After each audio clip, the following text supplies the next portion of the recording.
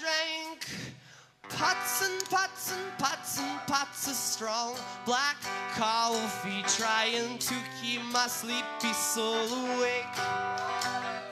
But the sleepiness still comes along, and when it does, it's fast and strong. I end up with a bad case of the shakes. Good morning. Welcome back to Tactics Talk with Guido. We got Coffee Talk, the next episode.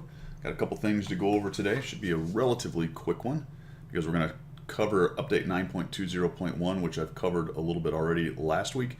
A little bit of update there for the personal missions. But we'll start off with missions and sales. We'll go over what is happening there in the game. And then on the third section, we'll talk about small changes and how they are important to this game. And it's interesting how just small changes are the determining factor between wins and losses, especially for individuals, and whether something is OP or underpowered, overpowered or underpowered. So what have I got today? Coffee-wise, I have a Caribou. I got to move it back here because I can't see anymore. Caribou coffee blend. I don't know what that means. It probably means just a bunch of mediocre coffee. But using the Keurig right there, I've got my fruity cup going on. Take a little swig. It is Sunday morning, but as advertised last week, I am having a few issues getting my videos out now that I'm having to use an actual editing software. Power Director is what I use. Lots of capability, but it's slowing me down a little bit. I will eventually overcome and get faster, but you'll probably see this later in the afternoon on Sunday. With all that being said, let's get started with Coffee Talk. Off we go. Let us start with missions and another drink of coffee. Yes, I'm still using the plastic packet there. I got some grief for that last time. But I do understand you can get the little guy that you can put the ground coffee into, the strainer, and you can reuse that thing and you can then grind your own coffee, which is fantastic. But I am genuinely lazy and quantity has its own quality, so that's where I am going right now. Yes, Caribou is cheap, but I like it. All right, so there. And if you like tea, have at your tea as well. You can see that Guido is still celebrating the fact that he got the Object 260. Yes, indeed, and I am now talking in the third person, so Guido is well pleased with that. Let's dive into the missions. And another drink of coffee, I think, is in order. Tank Academy Officers training is still ongoing until right here you can see the 2nd of October. And that will be over. I am still trying to get there. I'm just about to this last reward, so I need 3 more tickets to get there, tokens, whatever they are. It says they are tokens. I can do 1 more of the regulations token, which comes from small unit tactics, which is the platoon tokens, and then you've got the other ones that come out for experience earned, vehicles damaged, and some other things like that. So this one's pretty easy, and you should be able to do most of these things just by playing regular games. I would imagine most of you are about done with it or very close to it like I am. Let me know in the comments how that one's gone for everybody. This one seems like something everybody should be able to do, even if they're fairly casual.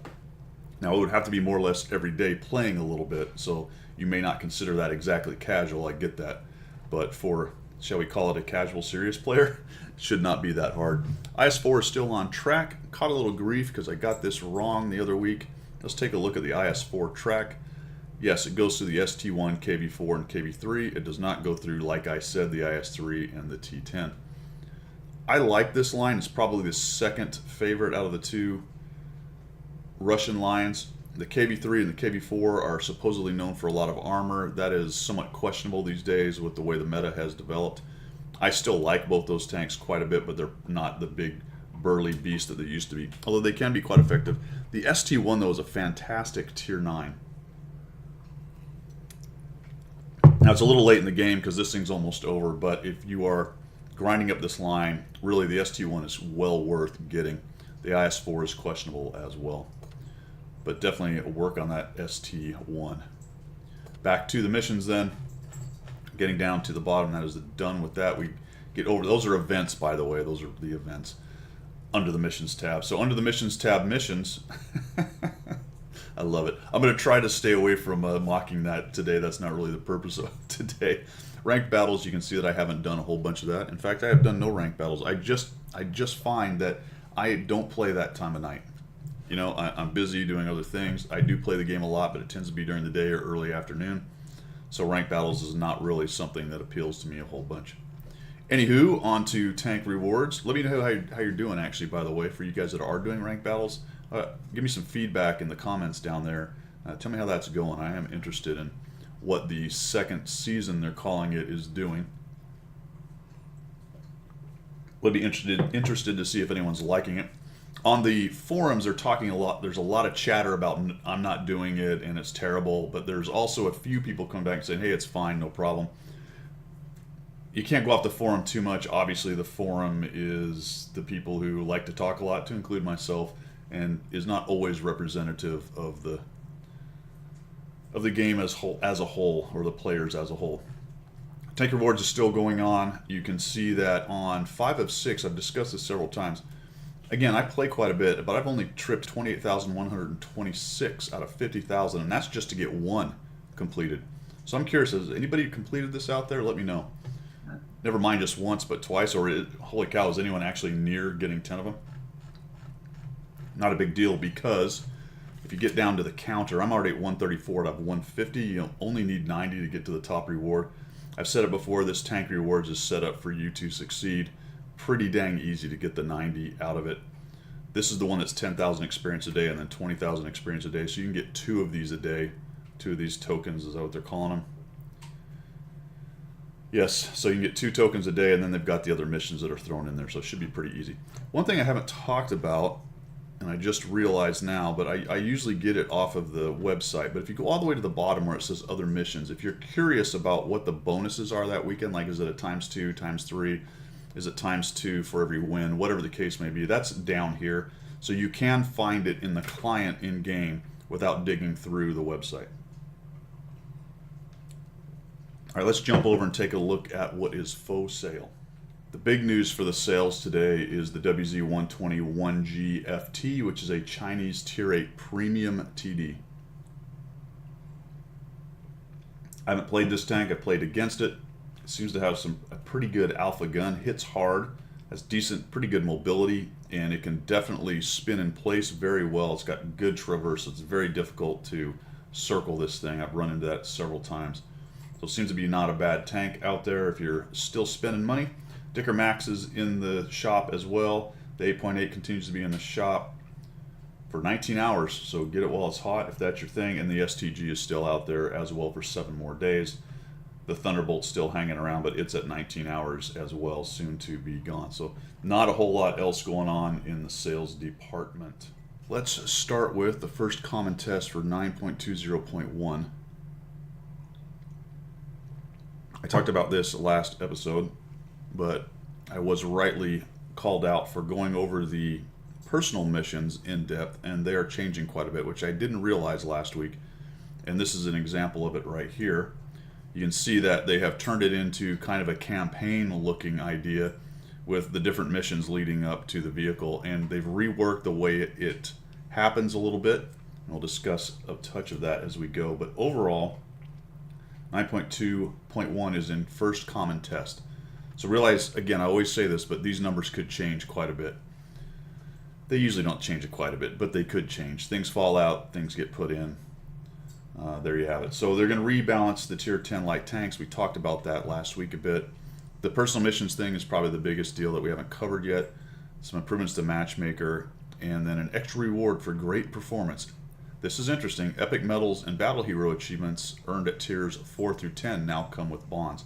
So they are expanding, continuing to expand the ability to get bonds, which is something they've talked about a couple times. On the one hand, and I finally dug into this and found a sentence that described it, but what they were trying to do with bonds is to give a reward for end tier play, for the best tankers, the best tier or whatever. That's arguable at tier 10 if that's actually true and what you're getting, but that is the idea behind the bonds, which now they are subsequently expanding to lower tiers through battle medals, which is fine because there are some good things you can get with the bonds, and everybody should have access to those things, in my opinion. So we'll take a look at this. You've got a way right here. It shows you how to get into the common test if you'd like to do so. quick list of how to do that. And we get down to the list of changes. This was interesting, large-scale update to the long-awaited backup campaign. The long-awaited backup campaign. At first I was sort of excited because I'm thinking, oh, these are going to be new campaign, the one they've been talking about with new reward tanks, but that does not appear to be the case. The long-awaited backup campaign is apparently the campaign we've already had. I'm not sure what the wording there, I'm missing something obviously. Anyway, they've done quite a bit of work on this and some of it looks pretty cool. So the visual and sound component, and that's where we get this whole, it looks like a map and is a campaign idea. So they've done a lot of work on that and how it works. The reward screen has changed, they've got new sounds, all this good stuff. New way of earning reward vehicles. So you've got to get all 5 components collected: hull, suspension, gun, power unit, and radio. So there's as you finish the 15th mission set, okay, appropriate mission set for light tanks, medium tanks, heavy tanks, and you get that component. Essentially you're building the tank. Once you have all the components, then you've built the tank. That doesn't change much. Overall, you still had to finish those missions. You had to either do 4 with honors or all 5 of them to get the tank. That just gives a little, hey, I'm building a tank as I go. So it's neither here nor there, but it's more like window dressing. And that's fine if they want to do stuff like that. Makes it kind of cool. So the 15th mission of the corresponding set of missions should be completed. Then we get into orders. And this one's a little bit confusing, but to receive an order, the final mission of any set should be completed with honors. All right, so you get honors, you get an order, which means you should be able to get 5 orders per reward tank or per campaign, right? There you go, math in public. Okay, so orders can be committed, used on any mission. Well, that's what's interesting. The selected mission will be considered completed without honors. Okay, that is anything but the 15th mission. Okay, we'll get to that in a minute. Player will receive the reward for the completion of the primary conditions, but not with honors. A used order remains committed to the mission. The committed order is not removed but disabled until the player retrieves it, which means if you go back to that particular mission and then complete it, then that order comes back to you and it's available to be used somewhere else, which is pretty cool. Okay, to retrieve a committed order, the mission should be completed with honors. And that's the kicker right there. To get the order back, you not only have to complete it, but you have to complete it with honors. Thus the player receives the order back and can use it again. So that's important to think about. But it's cool because it allows you to skip a certain number of missions within the mission set to get to the end and get your reward. The number of orders to be committed to missions. Any mission from 1 through 14 is 1 order. Remember what I said we'd get to it? Mission 15 requires 4 orders. Well, that makes sense, right? Because if you completed 4 with honors, remember that was what you needed to get the tank last time, then you get 4 orders out of those 4, which you could then commit to the 15th mission of the 5th one, which will then trip getting the reward tank. Does that make sense? So it's just another way of moving the wickets around till you get the tank, but it's basically the same thing. You get 4 missions done with honors, 4 mission 15s done with honors, then you can trip the 5th mission 15 and get your tank. Realize that if you're on the Stug and you don't have any extra orders laying around from past missions, you're only going to be able to do that on the 15th. If you've committed them to any missions before that, you're not going to have enough to trip a 15. That would change if you get into the T28 or T55, depending on how many things you did with honors and whether you used orders and if you've been building them up, blah, blah, blah, blah, blah. So there you go. Blah, blah, blah, blah, blah. All right, that must be all the caffeine talking. And you can read here what it talks about. There's some new rewards, badges. We don't need no sticking badges. There's those, and there are camouflage patterns. That's cool. Right on, Wargaming. Good on you. That's fantastic. A little thing added in there, some camouflage patterns. You know, content is king with these kind of games. As long as it's not ridiculous content or pay-to-win content, that kind of thing. People love different camo patterns and things like that, so good on you. I'm not going to go through how you get through all those things, but you will get camo patterns. Changes to mission conditions. Okay, this has been a long time coming, and we've already had a couple small ones. They reworked this a little bit, but there is one I wanted to bring your attention because it sort of made me laugh. in general, some of them are just simple reductions. For example, MT9 right here for the Stug, I believe. Yes. So MT9 for the Stug used to be cost 500, and now it's cost 300. So that's a straight up improvement. That's easier to do. Okay. But let's go down to the MT15, which I found this one fascinating. MT15 right here, and this one's for the 260. All right, so before you have to, I'm still stuck on this one, by the way. This is why I'm salty, so I go straight to this one because this one's driving me crazy. But there's a couple more examples like this in these changes which drive me a little bit batty. So before, caused 4,000 HP of damage to tank destroyers, and now caused 3,500 damage to tank destroyers. All right, great. That's a straight up improvement, right? It's a little bit easier. But what they did on the secondary, it used to be survive and win the battle. Okay. Now it's win the battle and cause damage to 8 enemy vehicles.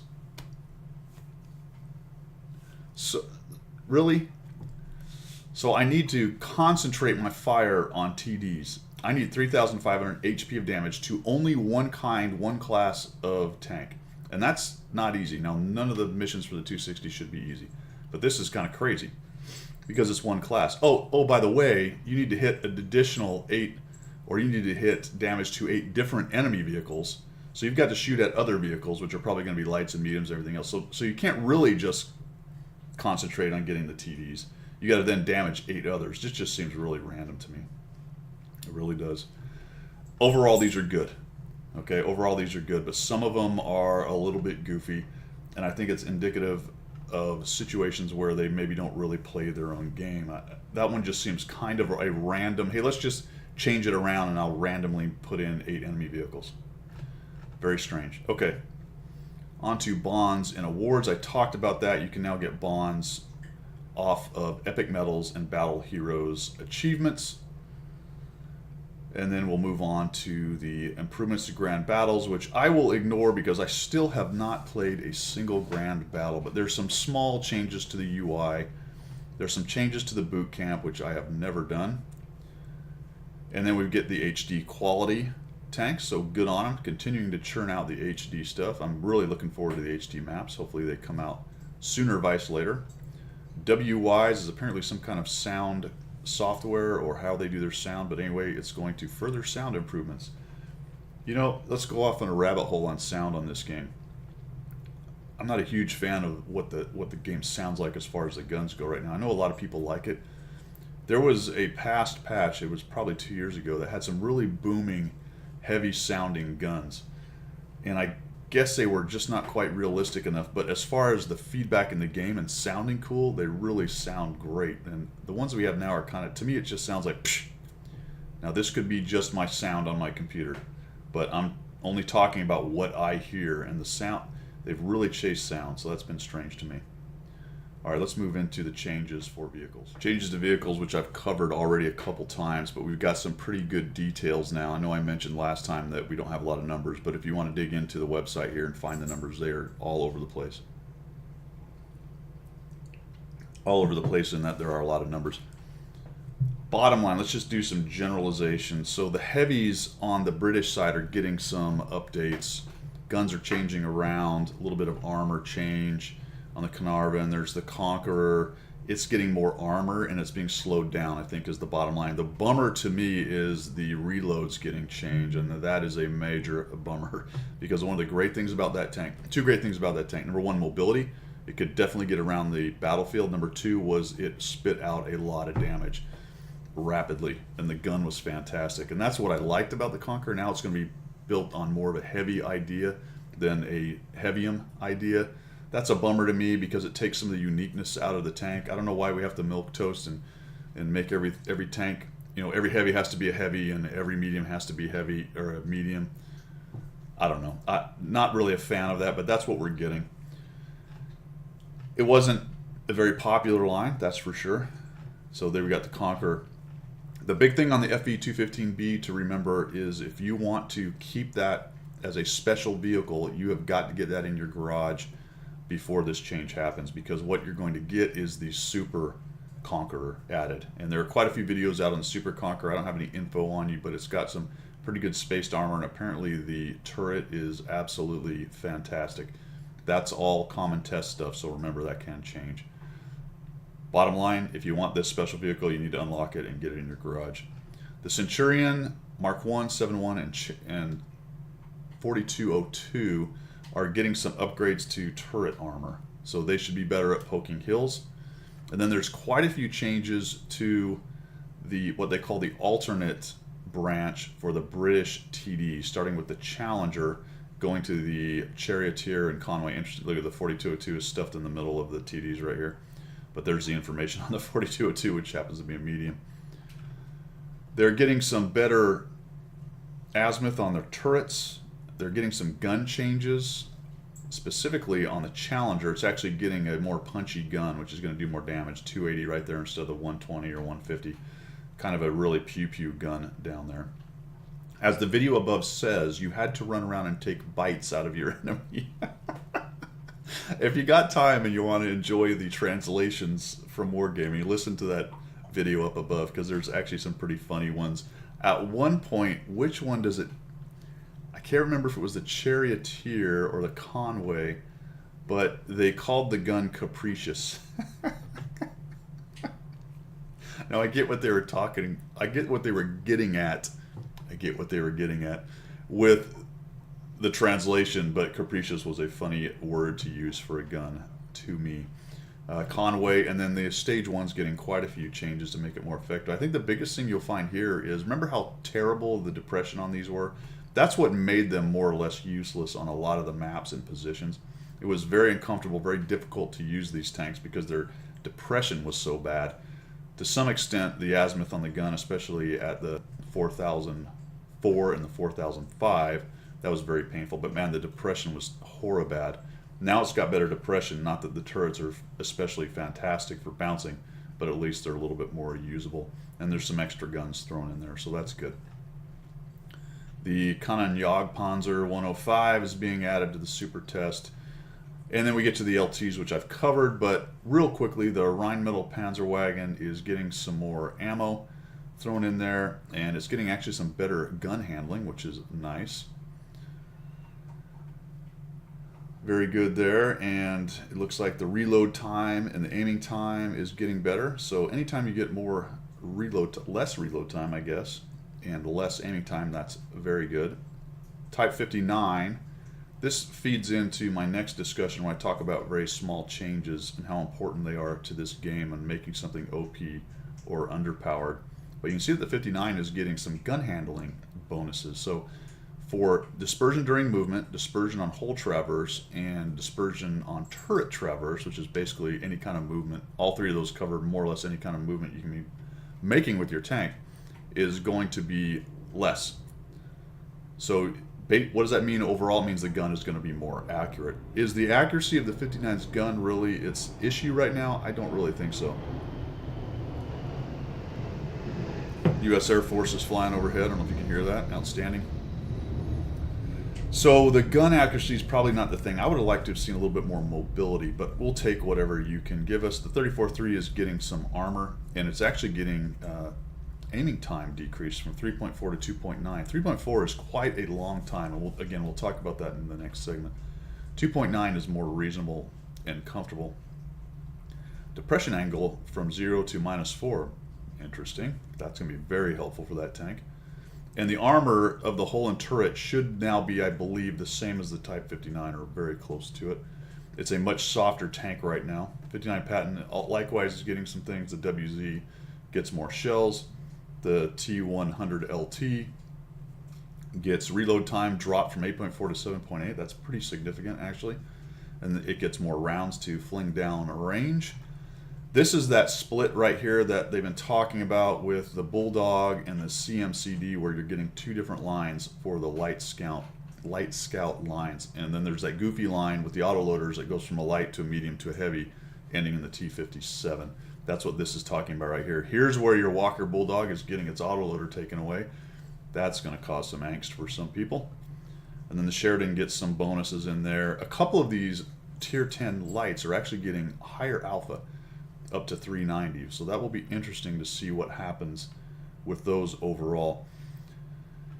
The light tank thing, I'm a little bit torn on because what's said in the video up above is that the tanks aren't as, how does it put it? It says they're fantastic, they're good scouts, or maybe even they might have even used the word fantastic scouts, but they need more offensive capability. And those two things are sort of, to me, what's the purpose of your scouts, and should they really have all that offensive capability? Yes, the meta requires it now. Should that be the way scouts are used in the game? No, it would be nice if scouts could be scouts. That's a whole larger can of worms. But what we're getting is a little bit more punchy capability out of the scouts at tier 10. And to be honest, they need it. The tier 9s are much better than the 10s. Tier 4 tier, obviously, I'd probably rather, if I was fighting the tier 9, I'd probably want the tier 10, but you understand what I'm saying. At tier for tier, the tier 9s are probably a better call, better used.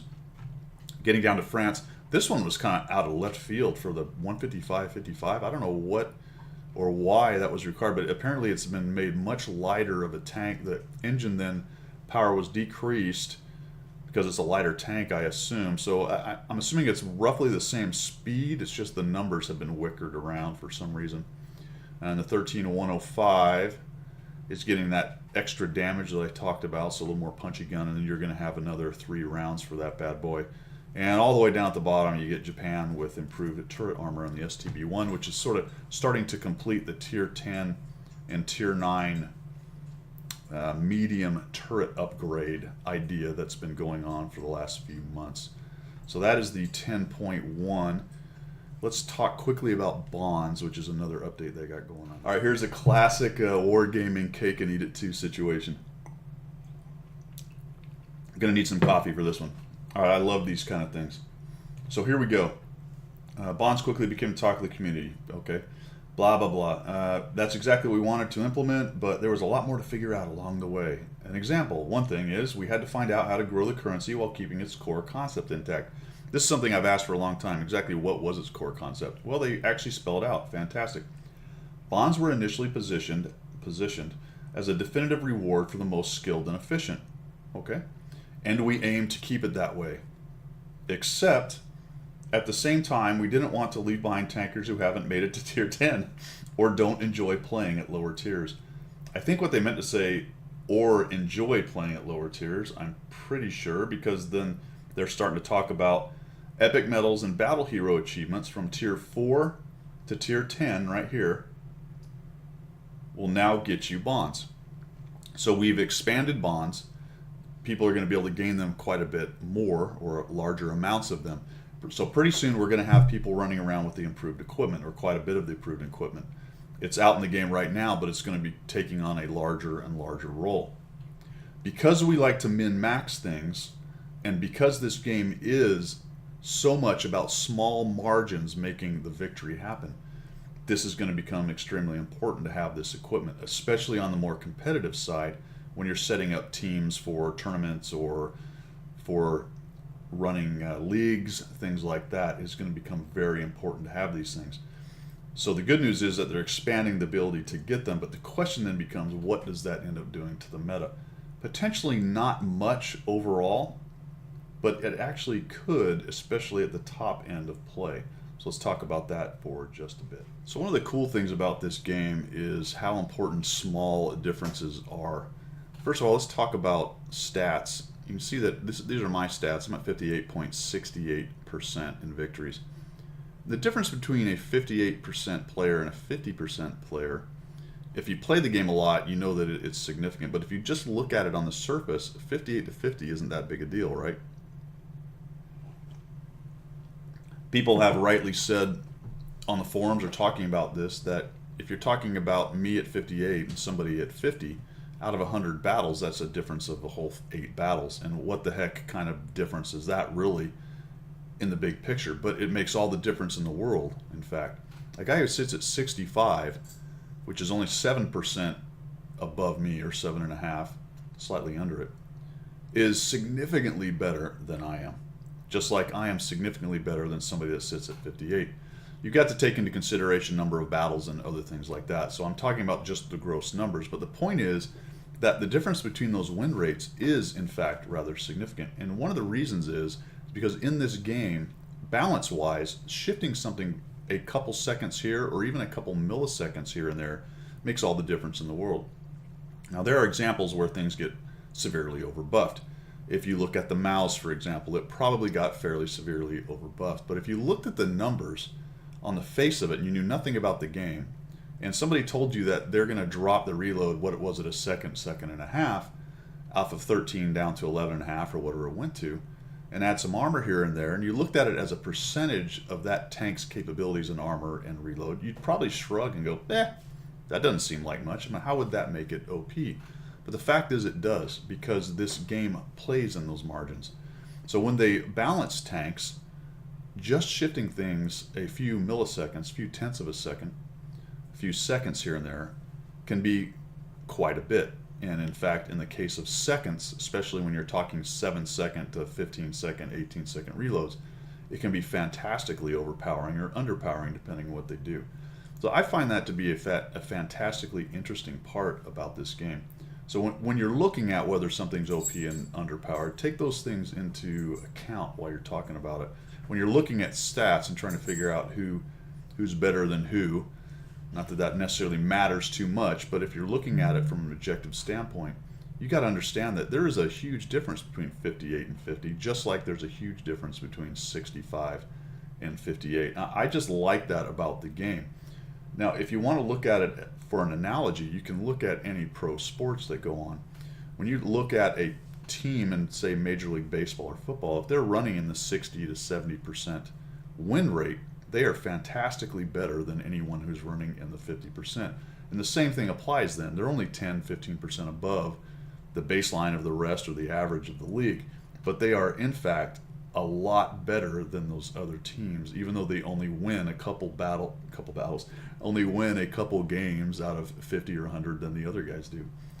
So think about that when you're playing, looking at stats, trying to decide those kind of things. And I would also say just kind of enjoy that part of the game, because it's actually one of the things that they really got right about this. If they're careful on moving their numbers around, then they don't make it really ugly as far as OP and underpowered. And I would say in general they do an okay job with that, even as we talk about power creep, how it has gone up and up. So good on them for that. Think about that. I think that's a pretty cool part about the game. So that brings me then to the new equipment and the bonds and the directives. This is something I think they need to be careful with, because as these things get proliferated, they're going to have a larger and larger effect on the game. And you may say, well, Guido, a 2.5% change in something that was already 10%, bring it up to 12.5. It just doesn't matter. It'll just be a hand wave. Nobody cares. Well, because of the way this game designed it, it does matter. And it may not get to the point where it affects, or it may not initially be at the point where it affects the meta or the game, but as these things get proliferated, it absolutely will. For example, gold rounds. Gold rounds were probably not that big a deal when they were bought for gold. They did help a small segment of the game players because people had more access to them than others based on winning tournaments or having gold or paying money. So that gets into the pay to win argument. So that's absolutely true. But once they were proliferated across the entire game, it became a much bigger deal. And I'm a little bit worried that the directives and the improved equipment may reach kind of the same thing. And I say that because of my last discussion about very small percentages are important in this game, and they can, in fact, you may not think they do, but they can, in fact, swing things well into the wrong direction. So I hope they manage it well. I do like the idea that there's more content and more things to do, and games power creep, and that's just the way it goes, but I hope they keep a close eye on that. All right, guys, that is it for Coffee Talk for this week. Me and my caribou are just about done. I'm going to wrap this thing up, put it in a package, so to speak, put it onto YouTube. I hope you guys have a fantastic week. You learned something here. Let me know what I messed up, because I can always count on you guys to do that. I'm sure I said something wrong, and I deserve to be beaten about the head and shoulders for it. But like I said, guys, have a good week, and we will see you.